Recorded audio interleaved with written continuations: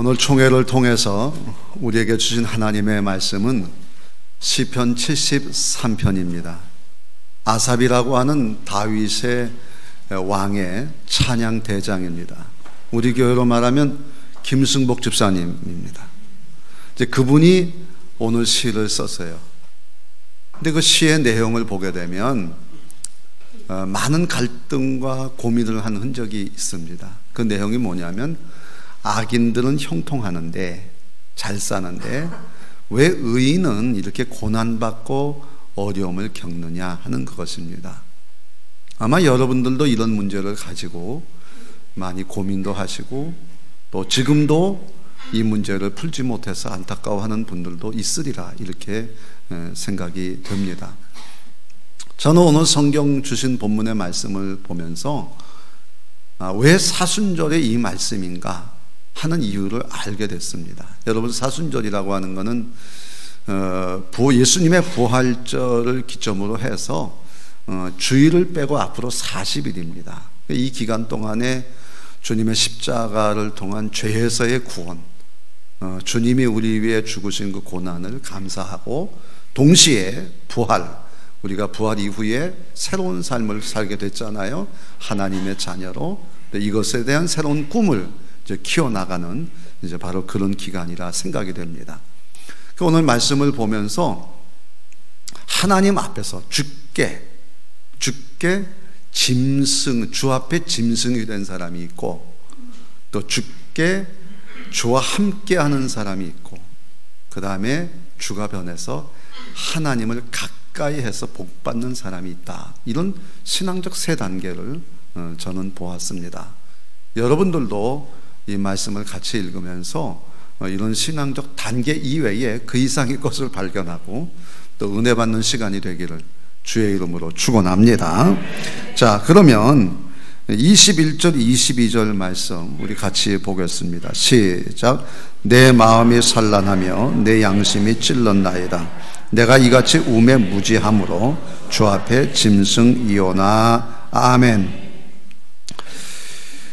그 주 앞에 짐승이오나 라고 하는 겁니다. 여러분, 하나님 앞에 인간도 아니고 뭐 천사도 아니고 내가 어떻게 주 앞에 짐승이 되느냐.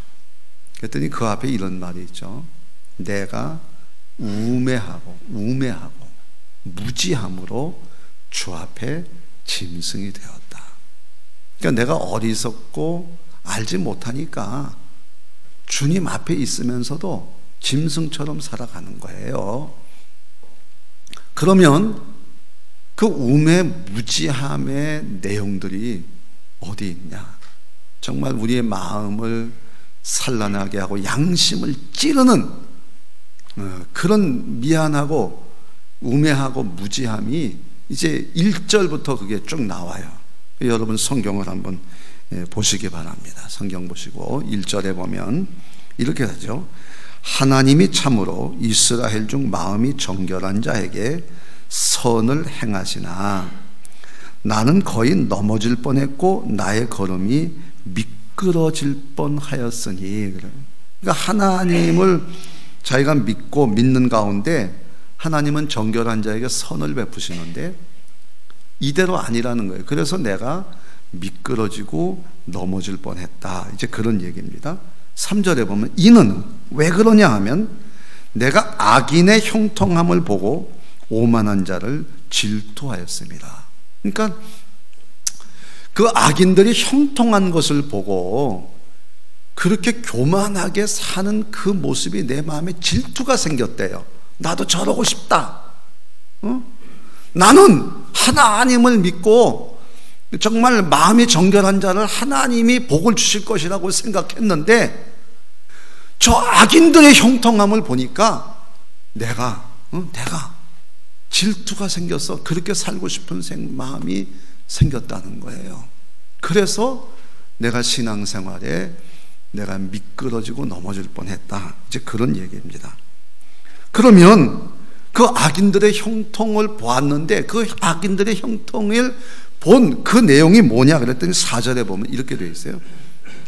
그들은 죽을 때에 고통이 없고 그 힘이 강건하며 사람들이 당하는 고난이 그들에게는 없고 사람들이 당하는 재앙도 그들에게는 없나니 그러므로 교만이 그들의 목걸이요 강포가 그들의 옷이며 살찜으로 그들의 눈이 솟아나며 그들의 소득은 마음의 소원보다 많으며 그들은 능욕하며 악하게 말하며 높은 데서 거만하게 말하며 그들의 입은 하늘에 두고 그들의 혀는 땅에 두루 다니도다.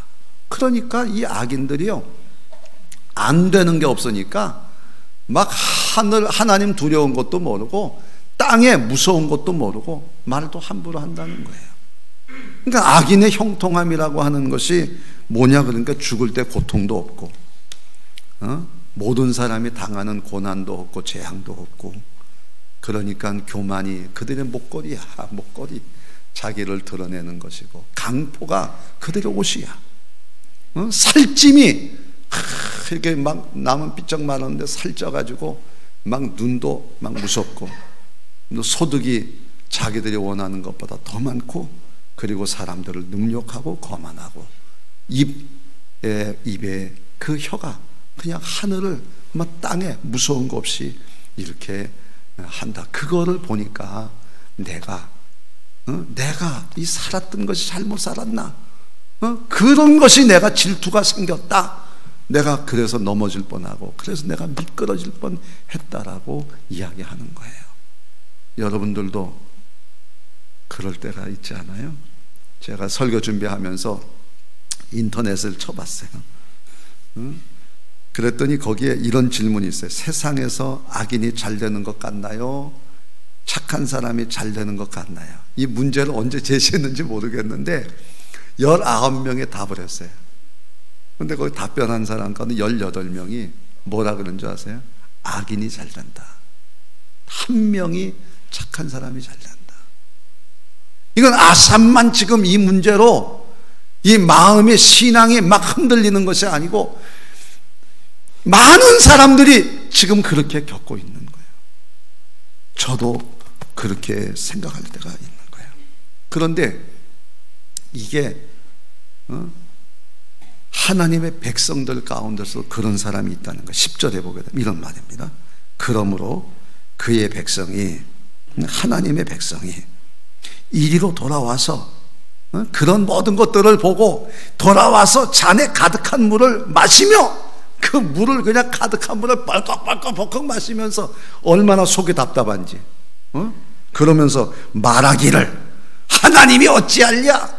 지존자가 지식이 있으랴 하는도다.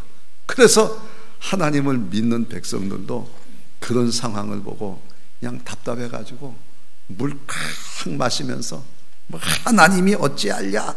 지존자에게 지식이 있으랴? 뭐 이렇게 하는도다. 볼지어다 이들은 악인들이라도 항상 평안하고 재물은 더욱 불어나도다. 그러면서 뭐 하나님이 뭐 아냐? 이 악한 사람들은 더 항상 평안하고 재물이 더욱 불어나는 거야. 이렇게 이야기를 한다는 거야. 저도 전도를 하다 보면 가끔 그런 얘기 듣습니다. 뭐 하나님 안 믿어도 잘 사는데 뭐하러 교회 다닙니까? 교회 다니는 사람 중에도 나쁜 사람 많아요. 나도 교회 다니다가 별 신통한 게 없어서 끊었어요. 교회도 끊었다는 사람이 있더라고요. 여러분, 지금 이런 것을 지금 아삽이 지금 보고 있는 거예요. 그러니까 아삽 자신도 시험에 들었어요. 13절에 보면 내가 내 마음을 깨끗이 하며 내 손을 씻어 무지하다 한 것이 실로 헛되도다. 깨끗하게 사는 게 다 헛되다는 거예요. 시험. 나는 종일 재난을 당하며 나 하나님 믿잖아. 찬양대 대장으로 열심히 봉사하잖아. 찬송시도 지었잖아. 다윗이 나한테 하나님의 궤를 지키라고 앞에 있으라고 나에게 그렇게 좋은 자리까지 줬는데 내가 종일 재난을 당하며 아침마다 징벌을 받았도다. 얼마나 그 자신도 어려움이 많았습니다. 내가 만일 스스로 이르기를 내가 그들처럼 말하리라 하였더라면 나는 주의 아들들의 세대에 대하여 악행을 행하였으리라. 내가 만일 아까 얘기했던 하나님의 백성처럼 하나님이 뭐하냐, 지존자가 뭐하냐, 악한 사람 더 잘 된다 이렇게 하는 것처럼 나도 그렇게 했더라면 내가 주의 아들들의 세대 악행을 나는 배반했을 거야. 이런 얘기를 지금 하고 있는 것입니다. 아삽도 이렇게 시험에 들었어요. 그러다가 찬양 대장이잖아. 그러니까 성전에 가야 되잖아요. 우리도 마찬가지야. 그런 일이 있다가 주일날 되니까 또 그냥 성전에 가지. 자, 보세요. 16절. 내가 어쩌면 이를 할까 하여 생각한즉 그것이 내게 심한 고통이 되었더니. 그러니까 하나님의 성전에 그런 심한 고통을 가지고 봤어요. 17절. 원어에 보게 되면 이 말이 더 있어요. 그러나 마침내 하나님의 성소에 들어갈 때야 그들의 종말을 내가 깨달았나이다. 주께서 참으로 그들을 미끄러운 곳에 두시며 파멸에 던지시니 그들이 어찌하여 그리 갑자기 황폐되었는가 놀랄 정도로 그들은 전멸하였나이다. 주여, 사람이 깬 후에는 꿈을 무시함같이 주께서 깨신 후에는 그들의 형상을 멸시하시리이다. 여러분, 아침에 일어나면 악몽을 꿨던 게 그냥 다 사라지잖아요. 마찬가지로 하나님께서 깨어나실 때 그 세상에 그런 악인들은 한날의 꿈처럼 자취처럼 다 없어져 버리고 말 것이라는 거예요. 이제 하나님의 성소에 들어가서 깨닫잖아요.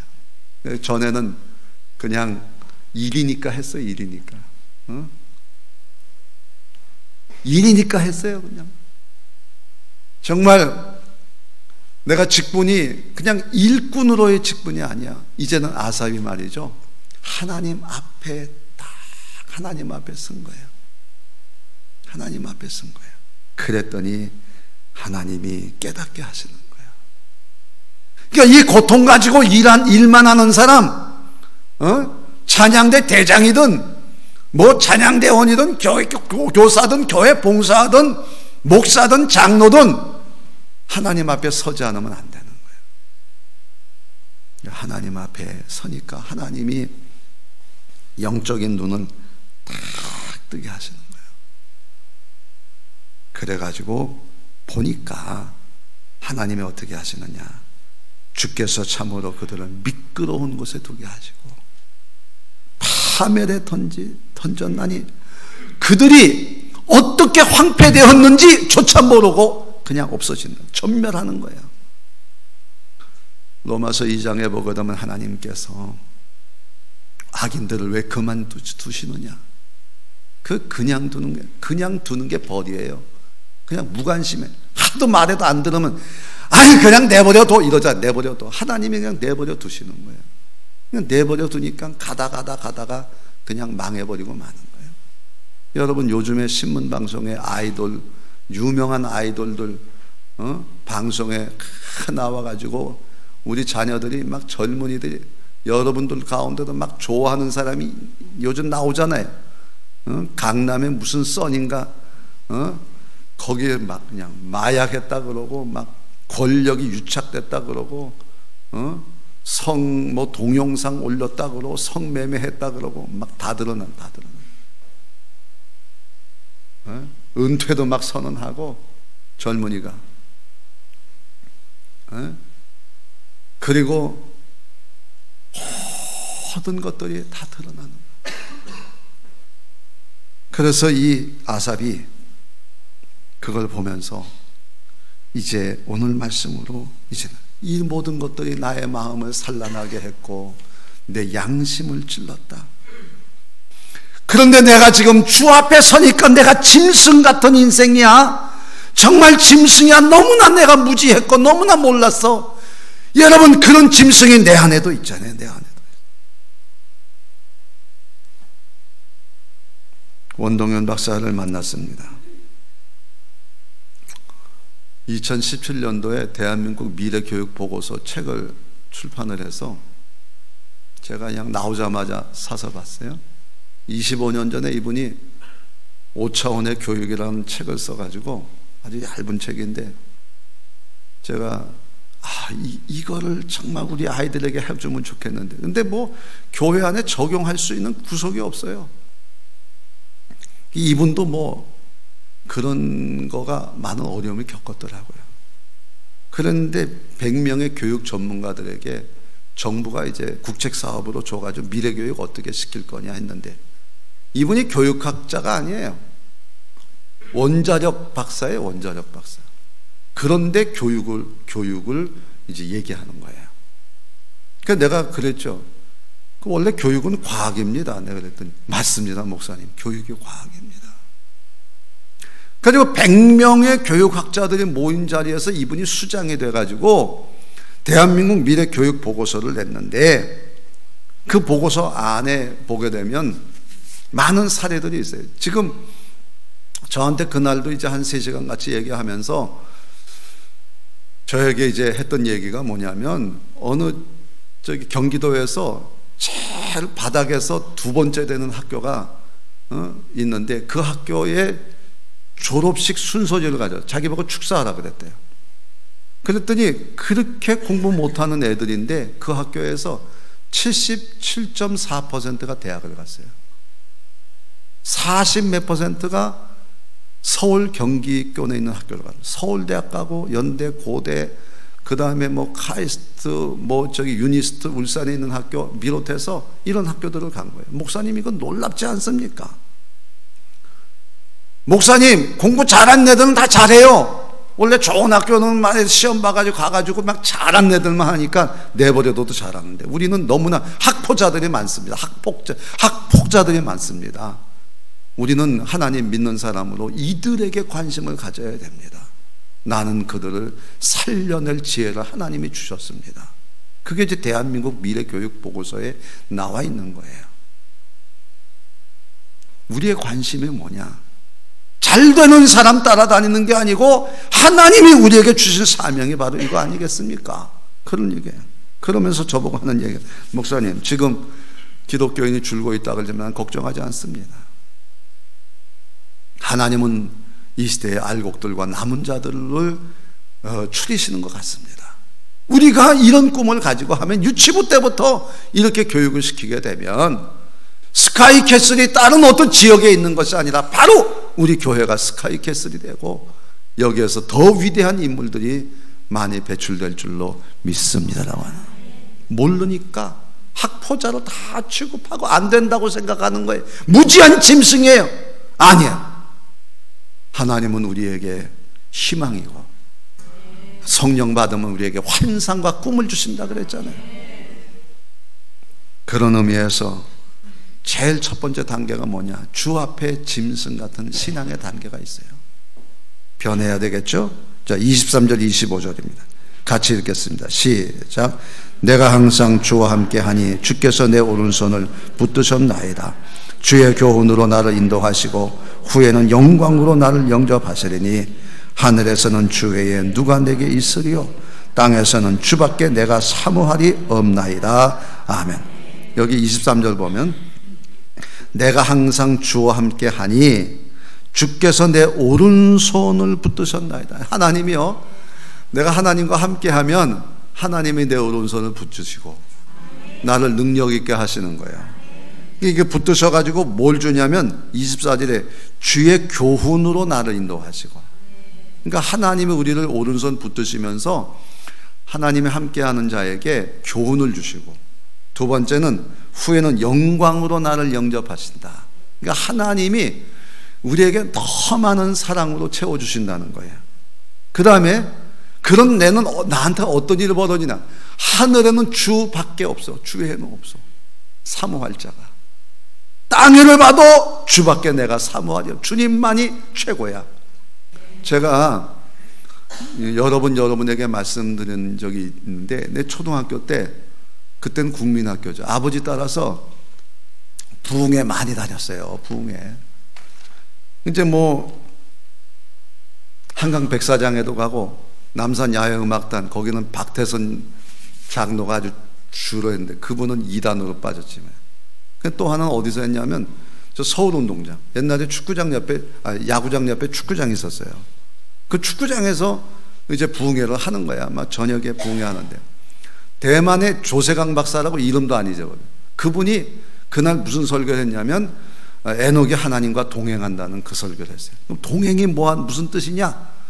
그러니까 이제 통역하는 게 참 좋아요, 이게. 왜냐하면 한 번 하고 또 통역하고 하면서 이 생각할 시간이 생겨가지고, 그 어린 나이에도 그게 그냥 딱 들어오는 거예요. 그분이 동행은 손잡고 가는 게 아닙니다. 여러분 엄마가 아이를 업지요? 그러면서 이렇게 업고 다니는 겁니다. 이게 하나님과 우리와의 동행입니다. 하나님은 우리의 아버지시고 우리를 업어주신다는 거예요. 이 업으면 어떻게 합니까? 엄마랑 애기랑 얘기하잖아. 주의 교훈으로 인도하시고, 하나님의 영광으로, 후에는 영광으로 나를 영접. 이 업고 있다는 이 자체가 막 영접이야. 그러니까 하늘에도 주 외에는 사모할 자가 없고 땅에도 주 외에는 이 어린아이는 엄마가 그냥 사모할 뿐이야. 그 안에 모든 게 다 들어있어. 여러분, 하나님과 함께하면, 그것도 항상 함께하면 하나님이 그렇게 교훈도 주시고 영광으로 영접해 주시고, 그래서 주님만 바라보게 하신다는 겁니다. 할렐루야. 오늘 우리에게 목사의 직분이 일로만 그치면 안 돼요. 하나님과 동행하는 삶을 사는 거예요. 하나님이 우리를 얼마나 사랑하시는지. 할렐루야. 어떤 미국 교포가 한국에 왔다가 치질 수술을 해서 그 수술을 이제 마취를 하는데 여기 헤드폰을 끼워주더래. 그러면서 하는 얘기가 음악 들으시라고. 뭘 듣겠냐고. 그래가지고 뭐 가곡입니까? 가요입니까? 그래서 클래식입니까? 난 찬송가를 듣고 싶습니다. 그래가지고 찬송가 들으면서 수술 받고 깨어났다. 한다는 말이, 자기가 어려서부터 신앙생활 해왔지만 평생에 이번처럼 찬송가가 은혜스러운 적이 없다고 말이야. 여러분, 찬송 많이 부르세요. 항상 하나님이 함께하고, 하나님이 우리에게 교훈도 주시고 후에는 영광으로 영접하시리니 하늘을 또 하나님 주님밖에 사모할 것 없고 땅에도 주님밖에 사모할 것. 할렐루야. 근데 한 단계 더 높아가는 거예요. 자, 26절에 28절에 시작. 내 육체와 마음은 쇠약하나 하나님은 내 마음의 반석이시요 영원한 분석이시라. 무릇 주를 멀리하는 자는 망하리니 음녀같이 주를 떠난 자를 주께서 다 멸하셨나이다. 하나님께 가까이함이 내게 복이라. 내가 주 여호와를 나의 피난처로 삼아 주의 모든 행적을 전파하리이다. 아멘. 이제 하나님께 가까이함이 내게 복이라, 이렇게 되는 거예요. 하나님을 가까이 하라. 나도 너희를 가까이 하리라. 우리가 주님 가까이 가면요, 주님도 우리를 가까이 하시는 거예요. 근데 여기 이제 뭐라고 시작되냐면, 내 육체와 마음은 쇠약하나. 그러니까 난 다 죽는 거예요.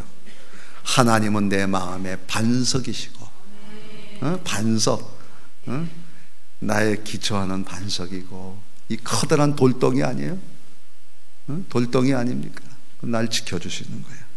영원한 분깃이다.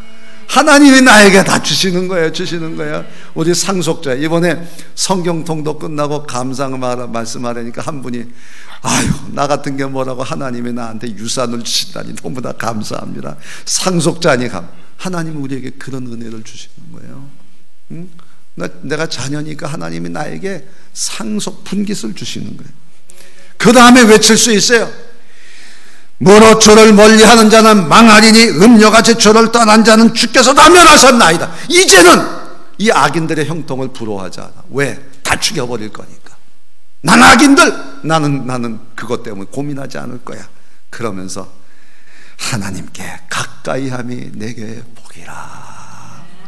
어떤 복인데? 그랬더니 그 다음에 내가 주 여호와를 나의 피난처로 삼아 여러분, 피난처라고 하는 게 말이 나옵니다. 왜 피난 내려오셨습니까? 이북에서. 왜 피난 갔습니까? 남쪽으로. 전쟁이 나니까, 고난이 있으니까.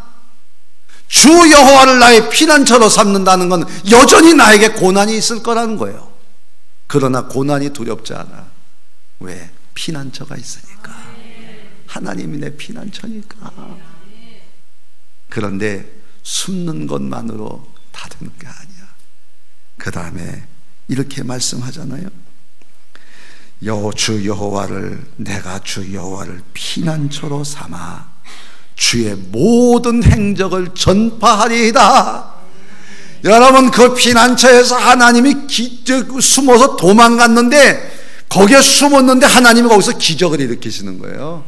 하나님의 놀라운 행적을 내가 전부 자랑할 만한 일이 생긴다 하시는 거예요. 그런데 주 앞에 짐승이고 주와 항상 함께 그랬는데, 그 주가 여기 와서는 하나님으로 바뀌었어. 하나님을 가까이 하는 복이야. 그냥 주인 가지고 안 되겠어. 하나님이야. 엘로힘의 하나님, 전능의 하나님, 능력의 하나님, 모든 것 못하시는 하나님을 가까이 하는 거예요. 그리하면 하나님도 너희를 가까이 하시리라. 하나님을 찾는 자, 하나님께 부르짖는 자, 정말 아버지를 향해서 이렇게 간곡하게 구할 때 하나님이 응답하시고 역사하시고 기적을 일으키시는 거예요. 이제는 고난 때문에 악인들의 형통을 부러워하고 질투하는 주 앞에 짐승 되면 안 돼요. 이제는 우리 주님과 함께 할 때, 항상 함께 할 때 하나님이 내게 교훈도 하시고, 후에는 나를 영광으로 영접하시고, 정말 하나님과 함께 하셔야 돼. 그런데 그보다 앞서는 건 뭐냐? 하나님을 가까이 하는 것이 내게 복이라. 고난이 와도 피난처 삼아서 하나님의 행적을 드러내는 것을 얘기하고 있습니다. 오늘 여러분에게 이런 기쁨이 있기를 주의 이름으로 축원합니다. 우리 교회는 사순절을 당해서 세일의 특별 새벽 기도회를 하는 거예요. 한 번을 참석하더라도 나 참석하겠다, 그런 마음의 작정이 필요한 겁니다. 그러면 하나님이 하루를 이틀 되게 하시고, 나의 피난처가 되는 그 순간 하나님이 나에게 하나님의 기적을 베풀어 주실 줄로 믿습니다라고 하는 거예요. 이번 서울 선호회 장로회가 신앙 수련회를 했어요. 그 신앙 수련회의 강사가 정장복 교수입니다. 예배학자예요. 그래서 우리 장로님 주시는 거를 제가 잠시 훑어봤더니 내용이 이거예요. 교회의 부흥은 예배의 부흥이다. 예배의 부흥이 교회 부흥이라는 거예요. 예배를, 집회를, 하나님을 예배하는 것을, 그것이 교회의 부흥이라는 거예요. 두세 사람이 모인 곳에 내가 너희와 함께 있겠다는 거예요. 여러분, 이번 세일에 특별 새벽 기도회가 여러분에게 피난처가 되시고 하나님의 행적을 전파하는 축복의 기회가 되기를 주의 이름으로 축원합니다. 하나님을 가까이 하는 자, 하나님이 나를 구원하셨으니 나도 구원하겠노라. 땅끝까지 주의 복음을 전파할 때 하나님이 나와 함께 하시고 나를 도와주시는 거예요. 하나님, 나의 땅끝이 가정입니까? 우리 가정의 식구들을 전도하기 위해서 기도하시고 사모하시고 하나님이 이루어 주시는 거예요. 그래서 우리의 영적 부흥은 역시 전도하는 데 있는 것입니다. 제가 어느 책에서 크론병이라는 희귀병에 걸린 젊은 전도사 이야기를 보았습니다. 크론병은 원인 모르게 창자가 막 부패돼 썩는 거예요.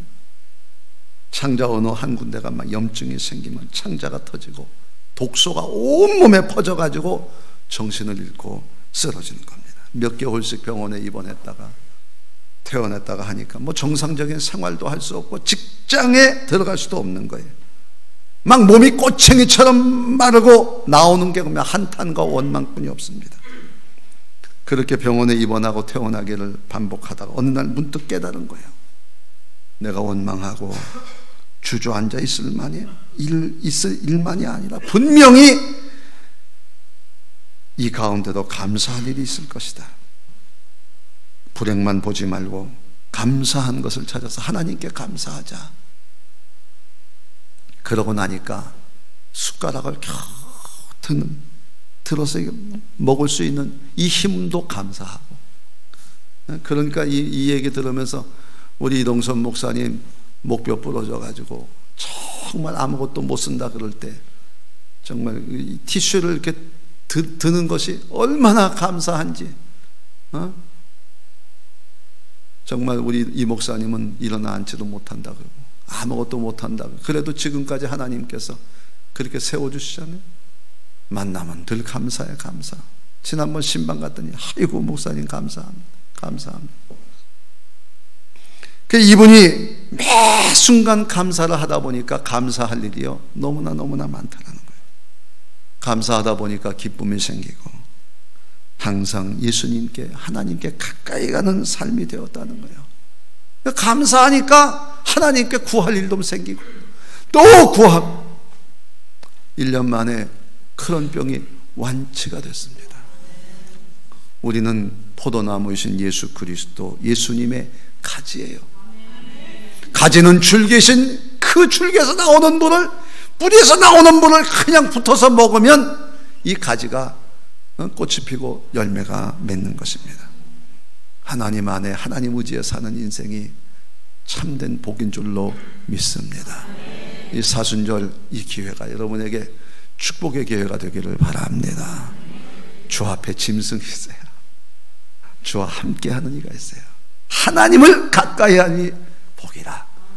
여러분의 신앙이 지금 어디까지 왔는지 잘 보시고 성장해서 정말 어떤 고난을 당해도 시험당하지 않고 피난처 대신 주님을 통해서 하나님의 기적을 날마다 증거하는 복 있는 여러분 되기를 주의 이름으로 축원합니다.